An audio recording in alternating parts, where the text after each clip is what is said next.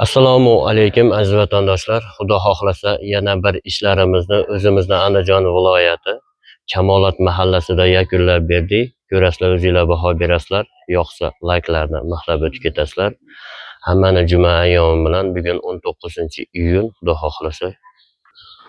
Xo'sh, aziz vatandoshlar, bu xonadonimizning shapka qismlari bo'ladi. Tunikalarimiz 04 qalinlikdagi Toshkent tamiz tunikalaridan foydalandik. Hamda aksessuarlari mokri bo'ldi.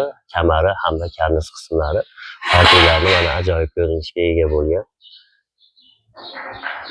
5 stik qilib berdik, xudo xolasa. Har bir 4 metrda bittadan stigi bor.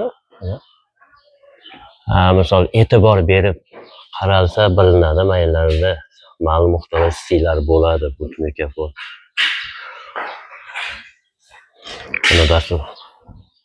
Mana bu esa ajoyib ko'rinishga ega bo'lgan robotxonamiz.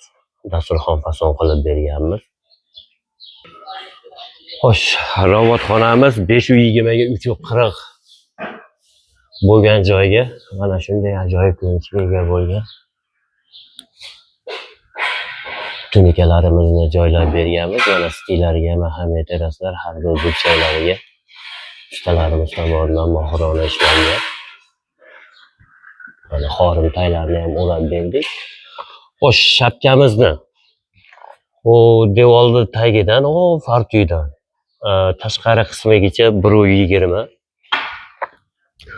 Xo'sh, uzunligi mana bu burchakdan oxirigacha 12.30.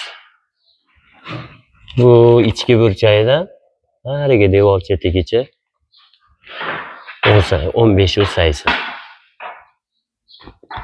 Xo'sh, bu xonadonimizning ichkari hamda robotxona qismlari edi. Bu xonadonimizning endi tashqari shapka tomoni. Shapka tomonimiz 20,5 metr uzunlikda. Endi 85 sm chiqqan hamda fartularni ham qo'yib berganmiz. Ichkari tomon ham xuddi shunday fartularni tushirib berganmiz. Bu xonadonimizga 150 kvadrat tunika rasxod qildik. 20,5 metr uloqsiz tarnovlardan foydalandik hamda ek o'chetiga 12 metr turbalarini joylab berdik.